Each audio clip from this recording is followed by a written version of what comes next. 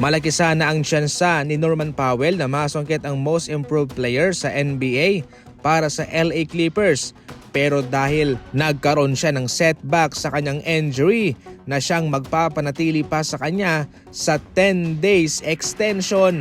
As of now mga idol, iyon hoy magpapatanggal sa kanya sa mga eligible na player para masungkit ang Most Improved Player na award. Ginawa ng NBA ang 65-game rule mga idol para sa mga manlalarong nagkakaroon ng load management na ibinibigay naman ng kanilang mga kupunan. Subalit ang mga katulad nitong si Norman Powell na walang load management pero mayroong mga hindi inaasahang injury na siyang magpapa-sideline sa kanila. Aba, mahirap yan sapagkat hindi naman nila ginugusto yan pero ganoon talaga. Patas lang ang NBA mga idol at sad to say ay kabilang sila sa mga nasasagasaan.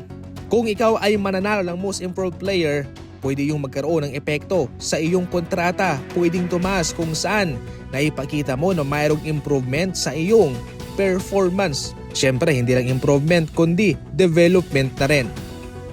Samantala, eto na. Ito raw yung pinaka-the best na ebidensya kung bakit talaga itong si LeBron ang GOAT kumpara kay Michael Jordan.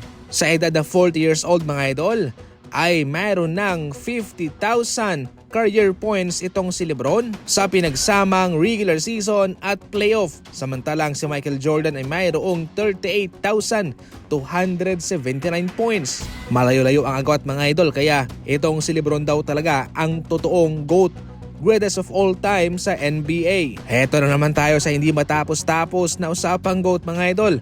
Kung sa akin lang ay pareho silang GOAT. Nakadepende naman yan sa kanila dahil magaling silang pareho. Pero syempre alam natin na hindi talaga maialis yung mga comparison na syempre siya hong pumapatay sa kasiyahan sa mga kagalingan ng tao. Yung isang malalaro ay kinukumpara mo sa isa na totally wala siya. Pero yung isang player naman kung ikukumpara mo sa isa, meron din siyang kakulangan. Para mismo kay LeBron James mga idol, ang isang factor dito kung bakit umabot siya sa ganyang kalaking career points sa regular season at sa playoff ay dahil hanggang 40 years old, hanggang sa ngayon ay magaling pa naman siya.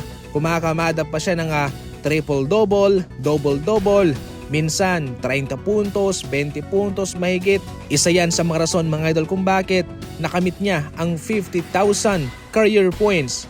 Pero ang malaking katanungan ay dahil ba sa ganyan ay makukonsider na ba siyang GOAT?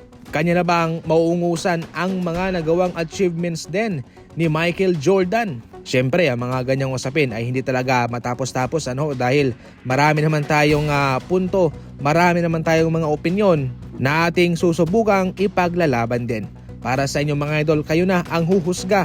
Sino nga ba ang totoong GOAT? Si LeBron ba o si Michael Jordan? I-comment lang yan.